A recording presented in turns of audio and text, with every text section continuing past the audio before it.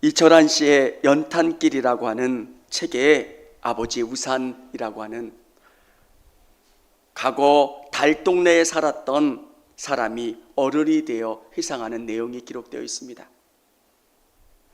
아버지는 마대를 등에 메고 철조각, 유리, 폐지를 줍는 그런 모습으로 살았습니다. 아버지를 볼 때마다 이 아들은 창피하기도 하고 어디로 숨고 싶었던 아버지였습니다. 아버지가 고물을 잘 모아서 어느 정도 돈을 모은 다음에 식당을 하게 됩니다. 근데 식당을 열심히 했고 노력을 했지만 그만 식당이 망했습니다. 엄마는 어쩔 수 없이 우유 배달을 해야 했고, 또 아버지는 이런저런 일을 하다가 그만 교통사고로 다리가 부러져서 기부스를 하게 됐습니다. 그날은 비가 많이 오는 날이에요. 여러 가지 것들로 그릇으로 빗물을 받아도 어떻게 받을 수 없는 그런 상황. 이 아들이 공부를 하는 가운데 얼마나 짜증이 나는지 아버지한테 짜증을 부립니다. 왜 이렇게 비가 많이 와요? 왜 이래요? 아버지는 이 상황 속에서 자기가 어떻게 할 수가 없으니까 한숨을 쉬며 화를 내며 밖으로 나갑니다. 1시간이 되고 2시간이 돼도 아버지가 돌아오지를 않는 거예요.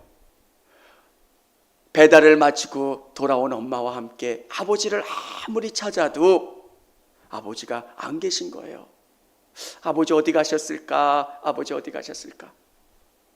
한참이 지난 다음에 지붕 위에 검정색 물체가 보이는 거예요. 보니까 아버지가 지붕을 고치고 계신 거예요. 사랑하는 성도 여러분, 이 아들이 한참의 시간이 지난 다음에도 그 생각을 하면 눈물이 날 것 같대요. 아버지.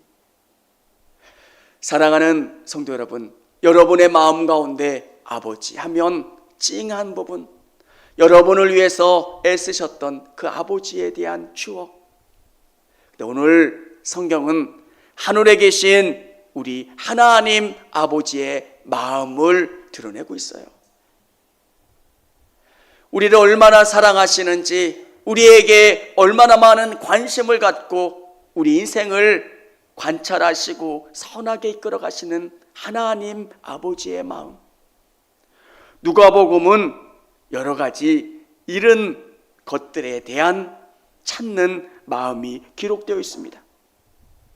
전반부에 제일 먼저 나오는 이야기는 잃은 양에 대한 비유예요. 잃은 양은 어떻습니까? 양은 산 깊은 곳 덤불 속에 숨어 있는 거예요. 누군가가 부르면 더 깊이 숨어서 목자가 가서 찾아 덤불 속에서 그 양을 끄집어내야 돼요. 그러면 목자는 어떻게 해야 될까요? 양이 어디 있을까? 어느 곳에 숨어 괴로워할까? 그 양을 찾으려고 산을 들을 온통 헤매고 찾아내야 되는 겁니다. 여러분, 하나님은 여러분의 인생 가운데 여러분을 찾기 위해 애쓰고 계신 분이신 줄을 믿으시기를 바랍니다. 양들은 아무리 불러도 목자의 음성을 알지 못하면 더 깊이 숨어요. 하나님께서 여러분의 인생 가운데 여러분을 부르시는데 여러분은 그 소리를 듣지 못해요. 아들아, 딸아, 이리 와라. 거기 위험하다. 아무리 불러도 대답을 하지 못하고 더 먼 곳으로, 더 위험한 곳으로 가고 있는 거예요. 사랑하는 성도 여러분, 우리 하나님은 우리 인생의 목자가 되어주셔서 어느 인생의 웅덩이에 빠져있는 우리를 찾기 위해서 애쓰고 우리 인생 가운데 찾아오시고 건져주시는 하나님이심을 믿으시기를 바랍니다. 두 번째는 잃은 드라크마의 비유가 나와요. 드라크마는 양의 비유와 비슷한데, 드라크마 비유는 오늘 이 예배 가운데 나온 여성, 우리 성도님들의 비유라고 생각하시면 맞을 거예요. 결혼 반지를 집에서 잊어먹었다고 생각해 보세요. 어떤 마음이시겠습니까? 이 결혼 반지 안에는 남편의 사랑이 있는 거예요. 약속이 있는 거기 때문에 다른 반지로는 대체할 수가 없는 거예요. 그래서 온 집을 찾는 거예요. 어디 있지? 반지가 어디 있지? 그 마음. 이런 양의 비유가 남성적이고 굉장히 역동적이라면, 이런 드라크마의 비유는 굉장히 여성적이고 섬세해요. 가재도구를 다 꺼내서 어디 있지 찾아보는 그 섬세한 마음. 오늘 세 번째 우리가 읽게 되는 이런 아들의 비유, 이런 양의 비유나 이런 드라크마의 비유는 열심히 애를 써서 찾으면 되지만, 이런 아들의 비유는 생각이 있다는 거예요. 그래서 그 아들이 마음이 바뀌어서 돌아올 때까지 기다리시는 하나님의 마음이 중요한 거예요. 제가 이런 경험이 있어요. 저희 딸을 2년 정도 어린이집을 못 보냈던 적이 있어요. 그 다음에 이 아이가 어린이집을 가니까 학력 차이가 너무 나는 거예요. 다른 아이들은 다 이름을 쓰는데 은희는 이름을 못 쓰고 은건, 은고 이렇게 쓰는 거예요. 그러면 옆에 있는 친구가 은아 그렇게 쓰는 게 아니라 고은 이렇게 쓰는 거야, 이렇게 가르쳐 주는 거예요. 이 아이가 어린이집을 잘 가다가 언제부턴가 어린이집을 안 가겠대요. 웬만하면 아이스크림 하나, 과자 하나면 설득이 됐는데 그날은 아무리 설득해도 안 되는 거예요. 아빠가 화도 내봤어요. 너 안 가면 어떡해? 그래도 안 되고, 그래서 제가 은희를 설득했어요. 은아 왜 그래? 왜 어린이집이 가기 싫은 거야? 그냥 그 마음 아빠한테 좀 이야기해 줄 수 없겠어? 아빠가 조근조근 이야기를 하니까 은희가 이렇게 이야기하더라고요. 아빠, 좀 마음이 너무 자존심 상해요. 제가 그 은희의 표현을 똑같이는 못하겠는데, 다른 애들은 막 글씨를 쓰고 있는데 저는 글씨를 못 써요. 그게 너무 자존심 상한다는 거예요. 저는 깜짝 놀랐어요. 7살짜리 아이가 자존심 상하는 걸 아는구나. 그때 처음으로 느꼈어요. 이 아이를 내가 설득해야 되는구나. 이 아이의 마음을 내가 이해해야 되고 이 아이의 마음으로 들어가야 되는구나. 사랑하는 성도 여러분, 우리 예수님께서 오늘 이 비유의 말씀을 들려주신 이유가 뭘까요? 우리에게 다가오시는데 우리가 하나님을 찾고 하나님께로 돌아오는 그 시간만큼 우리를 기다리시고 기다리시는 분이 우리 하나님이시라는 거예요. 너 이리 와, 너 이렇게 해, 이렇게 소리 지르시는 분이 아니라 여러분의 인생 가운데 기다리시고 기다리시는 분이 우리 하나님이세요. 사랑하는 성도 여러분, 오늘 이런 아들의 비유를 통해서 하나님 아버지의 마음을 깨닫는 우리 성도님들이 다 되실 수 있기를 원합니다. 나는 부족합니다. 연약합니다. 그런데 하나님은 우리의 부족함을 이해하시고 기다려주시고 우리에게 다가오셔서 안아주시고 우리를 선하게 이끌어주시는 분이 우리 하나님이시라는 거예요.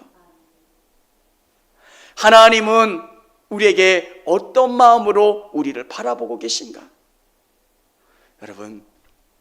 여러분 안에 이 마음이 있기를 원합니다.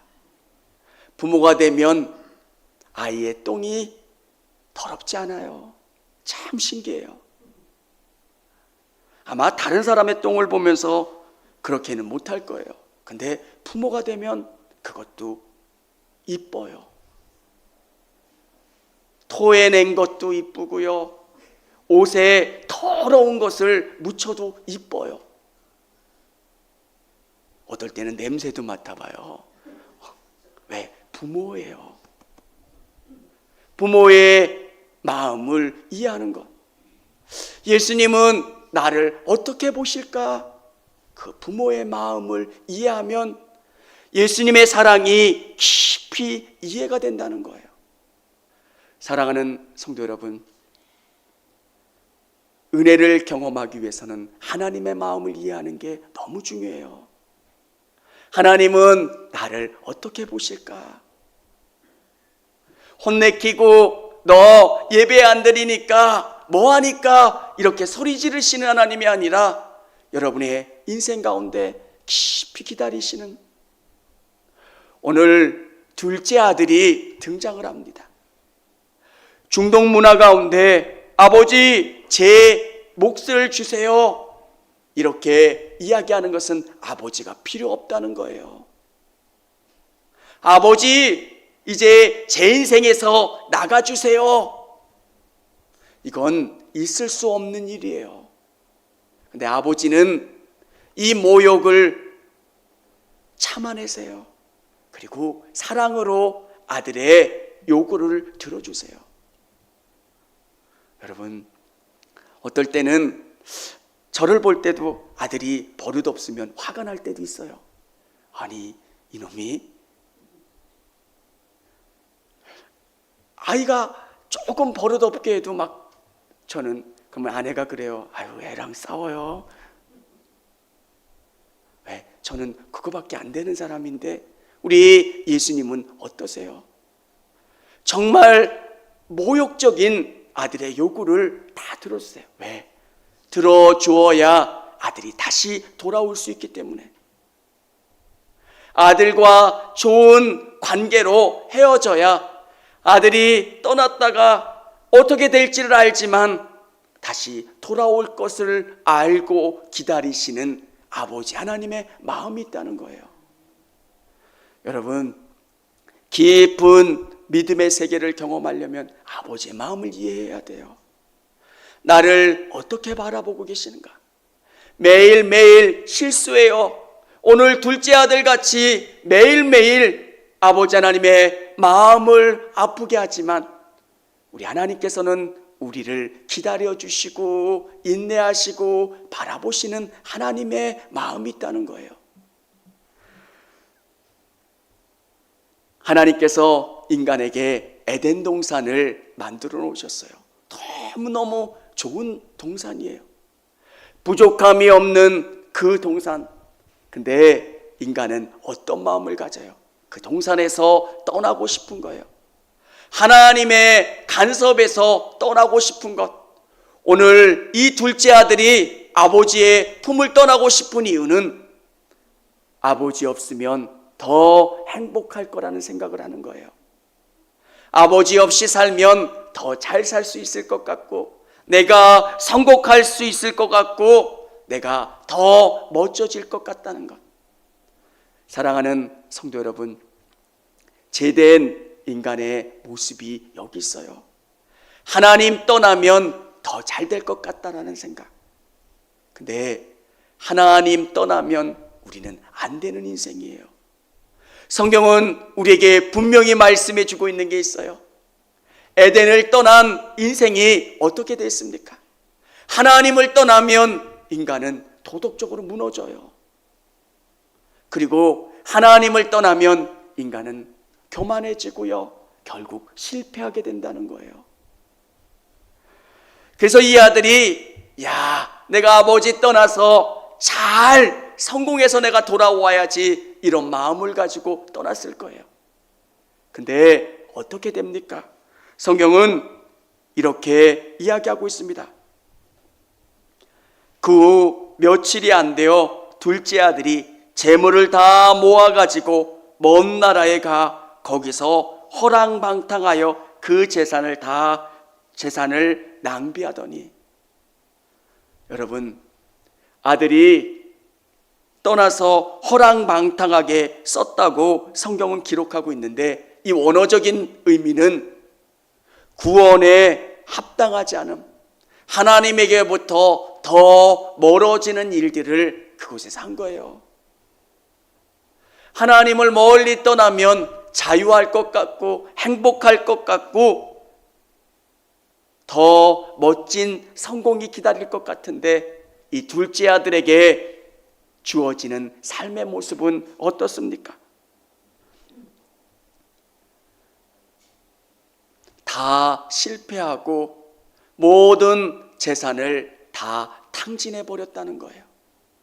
사랑하는 성도 여러분, 하나님 없는 인생에게 주시는 하나님을 떠난 인생의 모습이라는 거예요.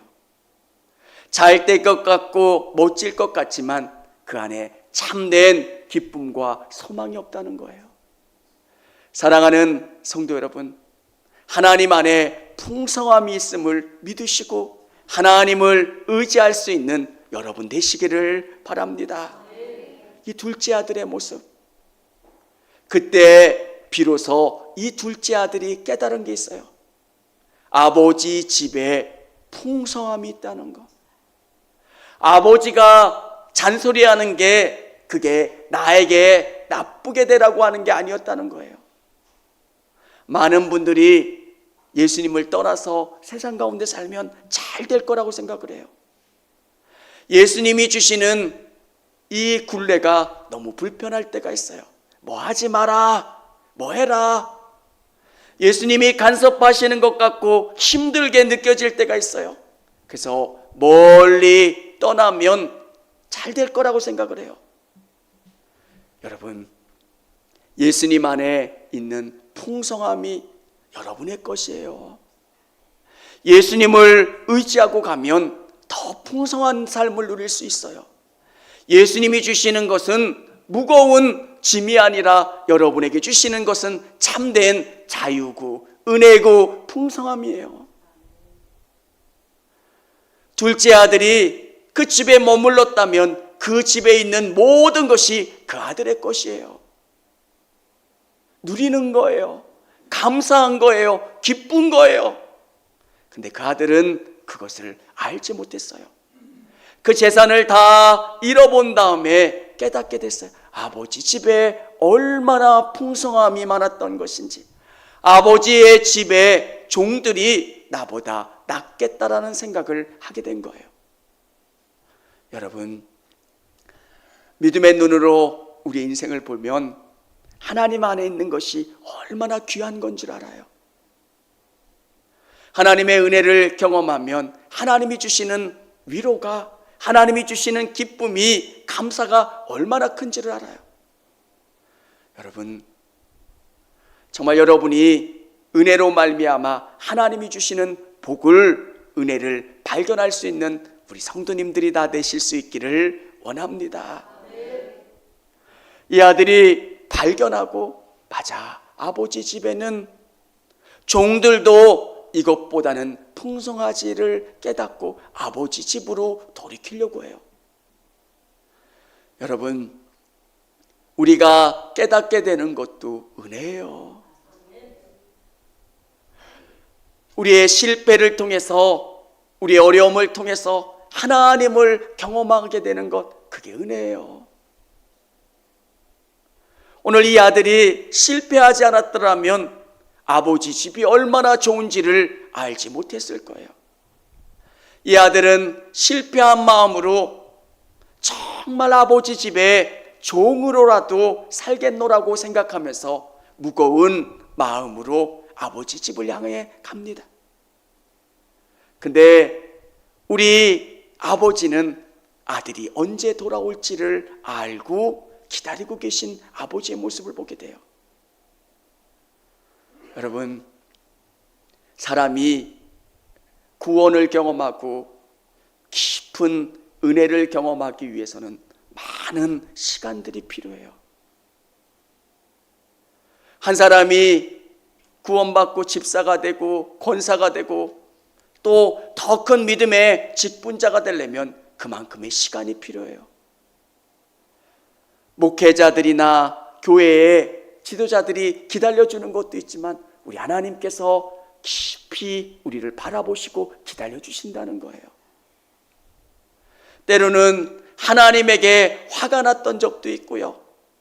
나 이러면 안 믿어 이렇게 생각했던 적도 있고요. 근데 놀라운 게 하나님은 우리가 돌아올 때까지 기다려주신다는 거예요. 은혜를 경험하는 방법이 뭡니까? 하나님이 얼마나 놀라우신 분이시고 우리를 사랑하시는지를 깨닫게 되면 그 사랑으로 말미암아 우리가 하나님을 이해하고 하나님의 사랑의 세계에 경험되어지는 거예요. 이 아들이 뭐라 이야기합니까? 아버지, 내가 하늘과 아버지께 죄를 지었사오니 지금부터는 아버지의 아들이라고 일컬음을 감당하지 못하겠나이다. 나를 품꾼의 아라로 보소서 하리라고. 근데 아버지께서는 이 아들을 품꾼의 하나로 생각하는 게 아니라 아직도 상거가 뭔데 이 아들을 보시고 이 아들을 안아주시고 이 아들에게 새 옷을 입혀주시는 분이 우리 아버지시고 우리 하나님이시라는 거예요. 여러분이 세상 가운데 실패했고 많은 더러운 옷을 가지고 우리 예수님 앞에 나오면 우리 예수님은 너 아버지를 떠나서 세상 가운데 있어서 이렇게 잘 망했다, 이렇게 실패했다, 이렇게 책망하시는 게 아니라 여러분에게 새 옷을 입혀주시고 신발을 신겨주시고 반지를 끼워주시는 분이 우리 예수님이시라는 거예요. 옷은 여러분이 새 거룩한 사람이 되었다는 거예요. 예전에 종이었고 더러운 옷을 입었는데 예수님이 여러분에게 새 옷을 입혀주세요. 여러분은 예수님 안에서 거룩한 새 사람이 된 줄을 믿으시기를 바랍니다. 나는 이제 거룩한 사람이 됐다는 거예요. 여러분에게 반지를 끼워주세요. 반지는 언약이에요. 여러분의 신분이 종이 아니에요. 이제 아들이 되는 거예요. 존귀한 자가 되는 거고요. 하나님의 나라의 귀한 백성이 되는 거예요. 신발을 신겨주신다는 것. 내가 종으로 살겠습니다. 근데 종이 아니라 아들로 받아주시는 거고요. 사랑하는 성도 여러분, 우리 하나님의 마음을 이해한다는 것, 믿음의 세계를 경험하면서 하나님이 얼마나 놀라우신 분이신가를 아는 것, 나를 여기까지 기다려주시고 이끌어주신 하나님, 그러면 여러분의 마음속에 하나님의 마음을 품고 사는 게 중요한 거예요. 누군가를 바라볼 때 예수님의 눈으로 바라보는 것, 정말 나를 이렇게 사랑하셨고 여기까지 올 동안 기다려주셨고 기다려주셨던 그 아버지의 마음을 이해한다면 누군가의 마음을 이해하고 누군가를 품을 수 있는 사람이 되는 것. 신앙은 아버지의 마음을 품는 것, 부모의 마음을 품고 나가는 것, 그게 너무 중요하다는 거예요. 여러분, 성경은 우리에게 예수님의 마음을 품기를 원하고 계신데 예수님의 마음이 어떤 마음일까요? 부모의 마음이 되는 거예요. 아이들이 장난을 쳐도 실수를 해도 그 아이가 너무너무 귀해 보이잖아요. 아들을 키울 때는 벽에다 낙서를 하면 그분이 막 혼내키셨대요. 이놈, 이게 얼마짜린데? 막 냉장고에 낙서를 하고 그래도 막 혼내켰던 분이 손자가 와가지고 그 손자는 예술적인 감각이 뛰어나서 그런지 요에다가 그림을 그리더래요. 매직으로. 근데 소리치지 않고 어이구 잘 그렸네. 부모의 마음을 품는 거예요. 저는 우리 성도님들이 예수님의 마음을 품고 다른 분들을 바라보실 수 있기를 원합니다. 부모의 마음을 품는 것, 예수님의 마음을 품는 건 부모의 마음을 품는 거예요. 나를 정말 오랫도록 기다려주셨던 예수님, 잘하는지 안 잘하는지 그 잘함이 잘 보이지도 않았던 나를 오랫도록 기다려주셨고 참으셨고 내가 변화될 동안 인내하셨던 그 예수님의 마음을 이해한다면 오늘 이 예배 가운데 나오신 우리 성도님들도 사람들을 바라볼 때 이 마음을 품고 바라보실 수 있기를 원합니다. 나를 이렇게 간절히 기다리셨던 예수님이 계셨기 때문에, 기도하는 마음으로 나를 기다려주셨기 때문에 내가 오늘 이 자리에 나올 수 있었던 거예요. 둘째 아들이 그냥 돌아온 게 아니에요.